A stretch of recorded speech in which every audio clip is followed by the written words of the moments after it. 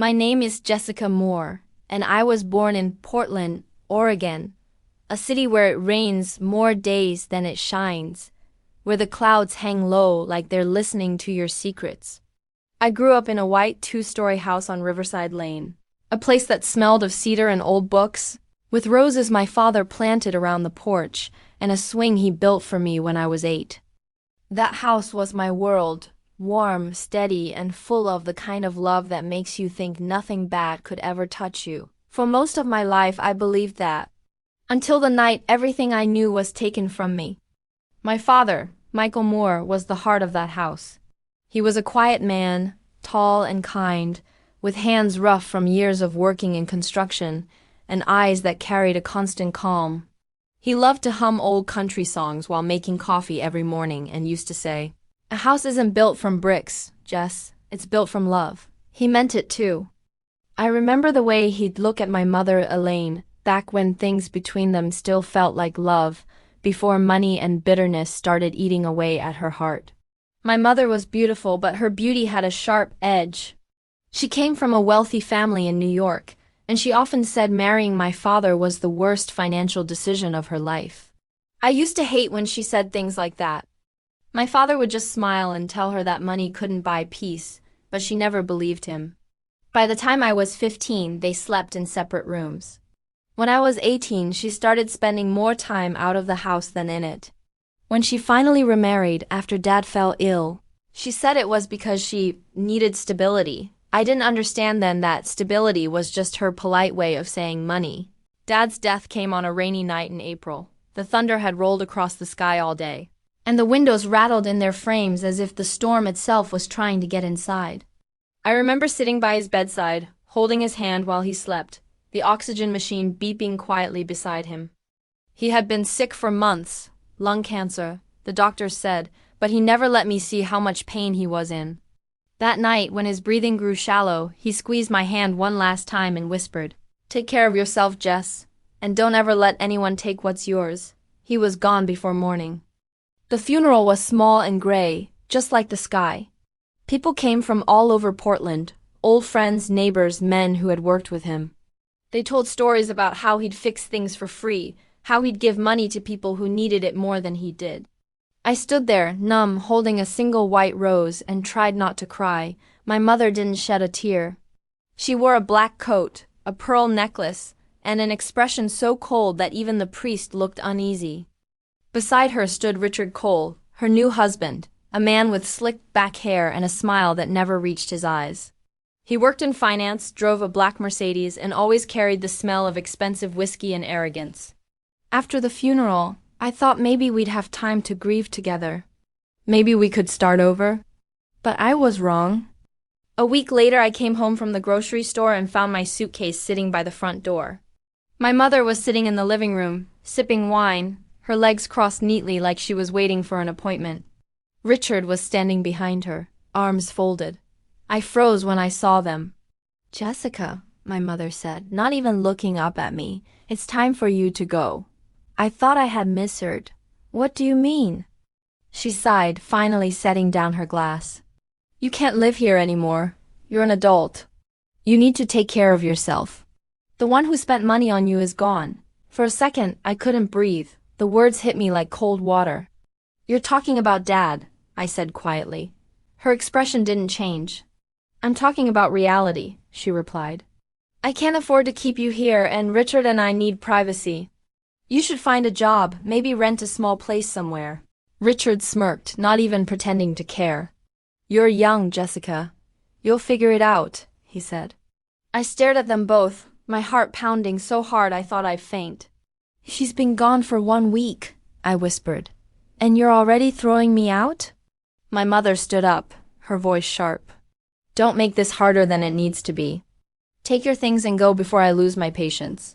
I wanted to scream, to tell her how cruel she was, but something inside me broke instead. I realized then that my father had been the only reason I'd ever called this place a home. Without him, it was just a house full of strangers. So I went to my room, the same room where I had painted the walls sky blue when I was 13, and started packing. I took my clothes, a few family photos, my father's old wristwatch, and the small box of savings he had left me, $200, tucked inside an envelope with my name written in his handwriting. That money wasn't much, but it was his, and that made it feel like gold. Before I left, I walked through the living room one last time. My mother didn't even look up from her phone. Richard was laughing at something on TV. I opened the front door slowly, feeling the night air hit my face. For a moment, I looked back at the house, the warm lights glowing through the windows, the roses my father planted still blooming by the porch, and I whispered, "Goodbye, Dad." Then I closed the door behind me. I walked for almost an hour before I found a small, cheap motel on the edge of town. The neon sign flickered and the parking lot smelled of rain and gasoline.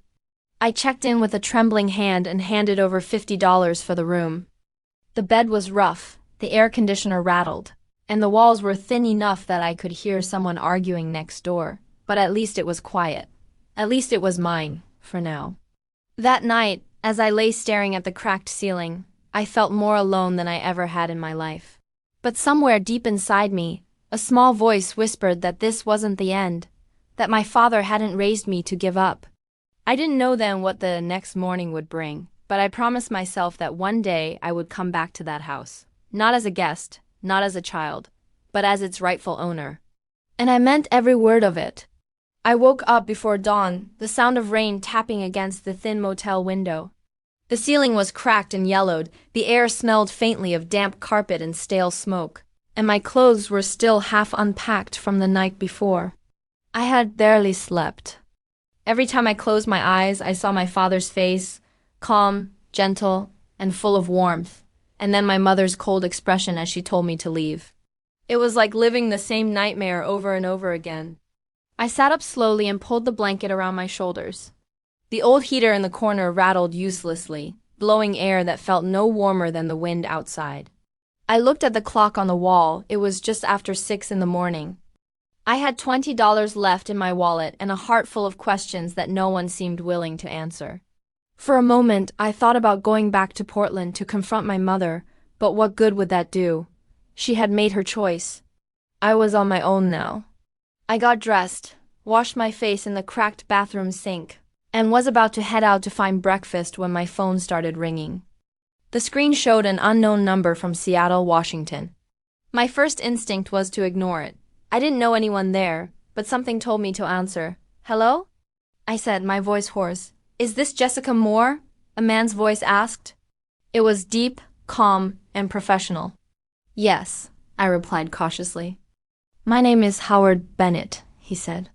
"I'm an attorney with Bennett and Clark in Seattle. I represented your father." The sound of my father's name made my chest tighten. "My father?" I repeated softly. "Yes," Mr. Bennett said, his tone gentle now. "I'm very sorry for your loss. Your father was a good man, one of the few who still believed in honesty above everything else." I swallowed hard, trying to steady my voice. "Thank you," I said.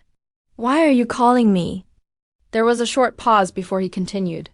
"Your father left a will, Jessica. He filed it with my office 2 months before his passing. According to the documents, he named you as the sole beneficiary of his estate, the house, the land, the bank accounts, and his remaining savings. Everything is legally yours." For a moment I couldn't speak. The tiny motel room seemed to tilt around me. "Everything?" I whispered. "He left." "Everything to me?" "That's correct," Mr. Bennett said.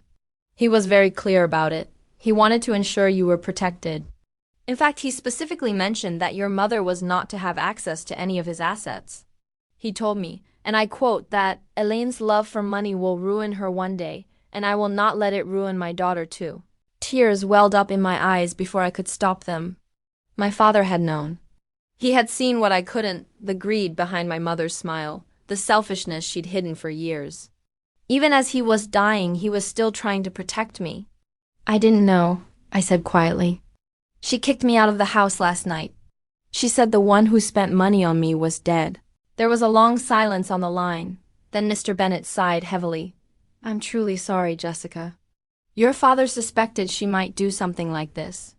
That's why he filed the will directly with the state and gave me instructions to act immediately upon his death. We'll need to visit the property today and confirm the transfer." If you're able to come back to Portland, I can meet you there this afternoon. Bring some form of identification. I'll take care of the rest. I wiped my tears with the back of my hand, my heart pounding with a strange mix of grief and determination. I'll be there, I said firmly. After hanging up, I sat still for a long time, staring at the silent phone. The truth felt unreal, like a dream I didn't want to wake from. My father had left me everything. The house that I was forced to leave, the life that had been stolen from me, all of it was mine by right. I packed my things quickly, checked out of the motel, and used the last of my cash to buy a bus ticket back to Portland. The ride was long and cold, the windows fogged from the rain outside. I watched the gray sky blur into the trees, my reflection faint against the glass. For the first time in days, I felt a sense of purpose.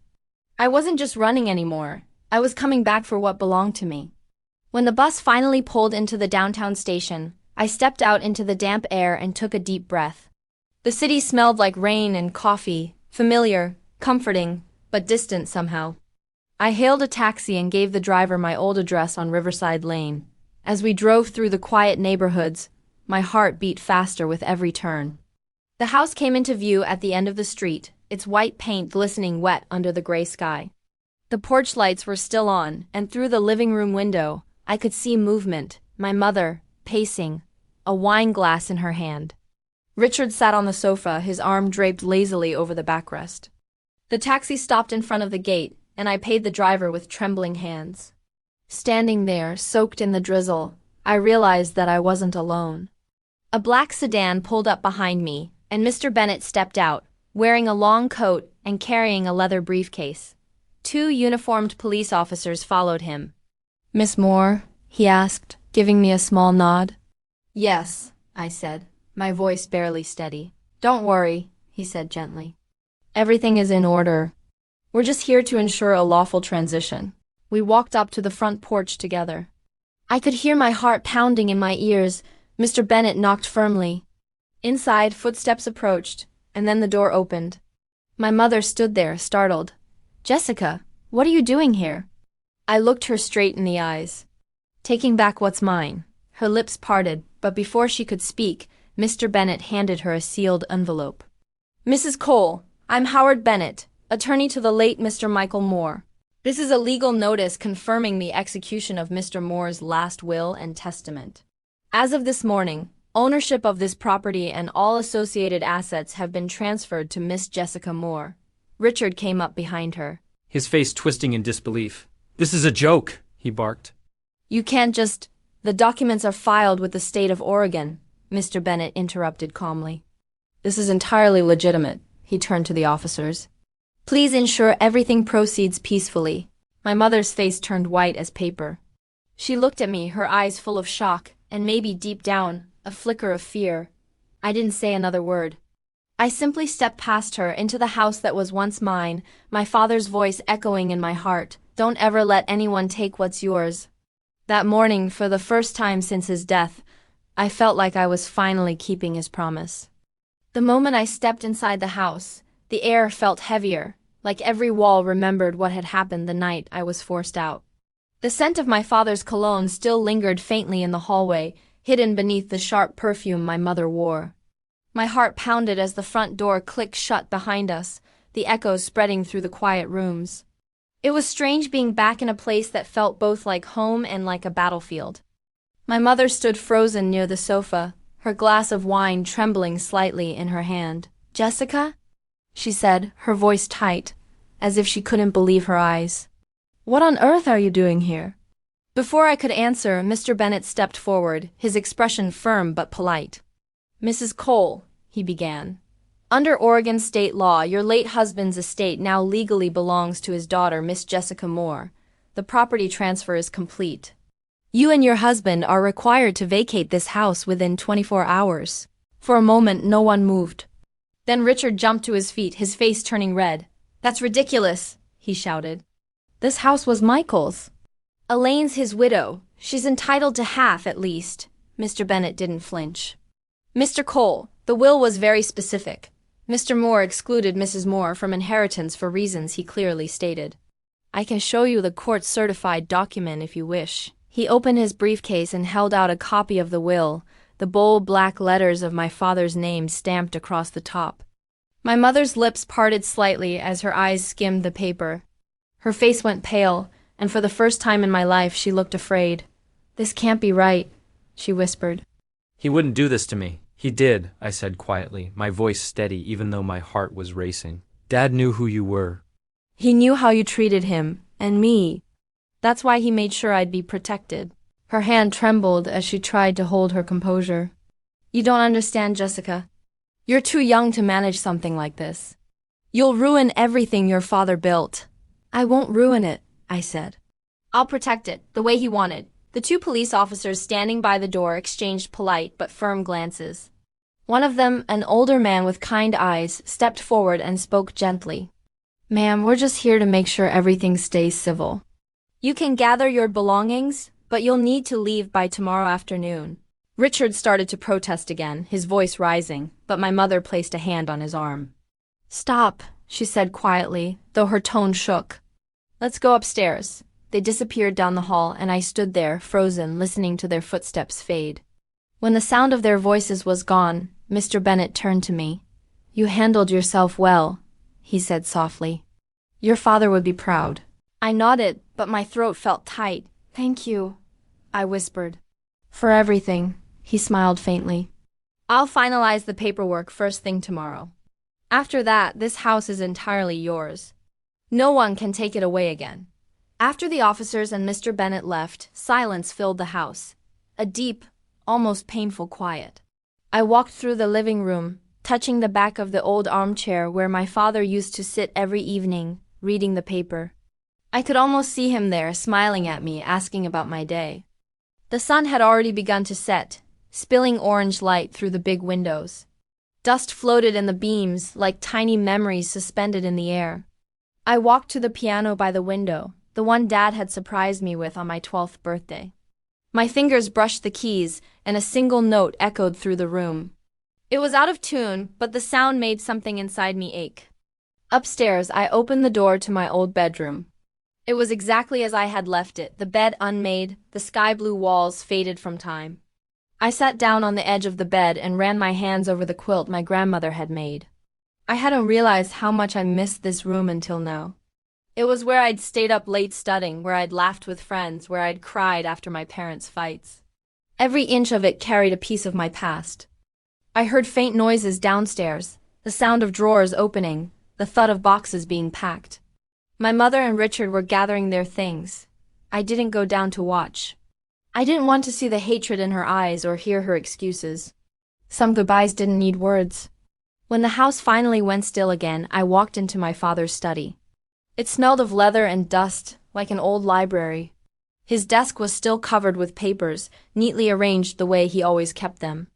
I ran my fingers along the edge of the desk until I found the small drawer he used to lock. It was still jammed, but I knew the trick to open it, a firm push and a quick pull. Inside was a worn photograph of him holding me as a baby. I smiled through tears. He had kept it close all this time. I sat there for a while, just breathing, feeling the weight of everything that had happened. The anger, the pain, the loneliness, all of it began to fade, replaced by a deep, quiet strength. My father's words echoed in my mind again. "Don't ever let anyone take what's yours." By the time night fell, the house was mine again, legally, emotionally, completely. I turned on the porch light and stood by the window, watching the rain begin to fall. The city lights shimmered through the mist, and for the first time in weeks I felt safe. Around midnight, I heard the sound of a car engine start. I looked out and saw my mother's car pulling away slowly from the driveway. She didn't look back. I watched until the taillights vanished into the darkness, then closed the curtains. It was over. I sat on the stairs, exhausted but free. For the first time since my father's death, the house felt alive again, not because of laughter or music, but because of peace. I leaned my head against the banister, tears running silently down my cheeks, and whispered, "I did it. Dad, I kept your promise." The clock ticked softly in the hallway. I realized that tomorrow would be the first morning in months where I could wake up without fear of being unwanted. The first morning where I would open my eyes and know that this house, every wall, every memory, every inch, truly belonged to me. I didn't know what the future held. I had no job, little money, and a heart still healing from too many wounds. But as I sat there, surrounded by everything my father had left behind, I knew one thing for sure. I wasn't that frightened girl anymore, standing in the rain outside her own home. I was stronger now. I was my father's daughter.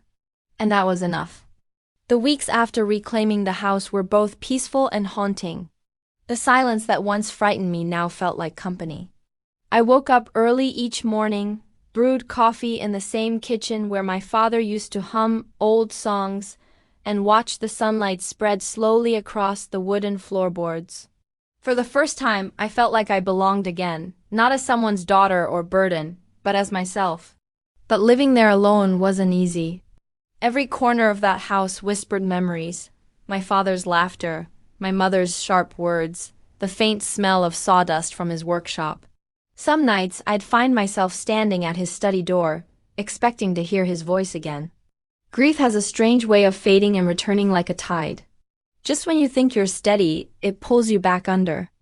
One morning, as I was sorting through my father's old papers, I found a sealed envelope tucked between two books. My name was written on it in his familiar handwriting. My heart pounded as I opened it carefully. Inside was a short letter and a check for $15,000. My dearest Jessica, it began. If you're reading this, I'm already gone. Don't let sadness be the story that defines you. Build something. Create your own life, with your own hands. You are stronger than you think. I believe in you, always have, always will. I sat there for a long time, the letter trembling in my hands, tears streaming down my face. That was the moment I decided to start over, not just to survive, but to live. Within a few months, I sold a portion of the land behind the house for $450,000, just as my father had once planned. I didn't do it out of greed. I did it to give myself a future. The day I signed the sale papers, I felt both scared and proud. The money gave me freedom, something I'd never had before. I decided to leave Portland for a while, to find a place that didn't carry the ghosts of my past. I moved to Denver, Colorado, a city I had always dreamed of visiting, but never had the chance. The air there felt lighter, the mountains standing tall like silent guardians. I rented a small apartment downtown, nothing fancy, just a cozy space with big windows and a view of the streets below. It was there that I opened a small bookstore called The Quiet Leaf. At first, I was terrified. I had no business experience, just a heart full of hope and a love for books. But somehow the people came. They wandered in on rainy afternoons, curious and quiet, and soon they began to stay, to talk, to read, to share their stories. My little shop became more than a business. It became a refuge. There was a retired teacher named Margaret Hill who came every morning for coffee and poetry. A young musician, Evan Turner, would sit near the window strumming his guitar softly while customers browsed. There were college students, couples, travelers from across the country. Some days the shop buzzed with laughter. Other days it was filled with soft silence and the turning of pages. And every night when I closed up and counted the cash register, maybe $200 on a good day. Sometimes less. I would think Dad would be proud of this. It wasn't about the money. It was about peace. Occasionally my phone would buzz with a familiar name. Mom, the first time it happened. I froze, staring at the screen until it stopped ringing. She called again a week later, then again after that. Each time I ignored it. There were no words that could fix what she had done, no apology that could undo the night she cast me out. Maybe one day I thought I'd be ready to forgive her, but not yet. Not now. As the months passed, life began to bloom again. I adopted a stray cat that kept sneaking into the shop, a black and white one I named Oliver. He'd curl up on the front counter and nap under the sunlight while customers smiled and took pictures of him. The store became known for him as much as for the books. Sometimes little kids would come just to pet him, their laughter filling the air like music. One evening, near closing time, an older man walked in. He looked around slowly, running his fingers over the shelves, and finally approached me. "You've got quite a place here," he said. His voice was deep and warm, the kind that carried wisdom. "Thank you," I replied. "It's still small, but it means a lot to me." He smiled. "The best things usually start small." My wife and I built a cafe once, just the two of us. She used to say success isn't about the size of your dream, it's about the heart you put into it. His words stayed with me long after he left. That night, I sat by my apartment window, the city lights twinkling below, and whispered, "Dad, I think I understand now." It wasn't about rebuilding the past or proving anything to anyone. It was about honoring love, the kind that gives without taking, that believes even after everything else falls apart. My father's love had built a foundation in me, and I was finally learning how to build upon it. A year later, the quiet leaf had grown. I hired a young assistant, Sophie Clark, a bright college student who reminded me a little of myself, curious, hardworking, full of quiet dreams. Together, we expanded the shop's reading section and added a corner for local writers to share their work. We even started a weekly open mic night that brought people from all over the city. One evening, after everyone had left, Sophie turned to me and said, "You know, Jess, this place feels like home." Her words hit me softly like a gentle reminder. I smiled and looked around. The soft lights, the shelves lined with stories, the faint purr of Oliver asleep by the door. "Yeah," I said. "It feels like home to me too." Sometimes, when I closed up the store and walked back to my apartment, I think about Portland, the house, the rain, the pain that started it all. I didn't hate it anymore. It was part of me, like a scar that had healed but never faded. Without it, I wouldn't be here. On quiet nights, I still talked to my father. Not out loud, but in my heart. I'd look up at the stars over Denver and whisper, "I kept your promise, Dad." And in those moments, I swear I could feel his presence, steady, warm, proud. Life, I've learned, isn't about holding on to what's lost. It's about finding your way through the storm, one step at a time, until you reach the calm. It's about losing, finding, and learning to stand alone, not in bitterness, but in peace. And as I locked the door of my shop one last time that night, the cool wind brushing against my face, I realized something beautiful. I hadn't just taken back a house. I had taken back my life.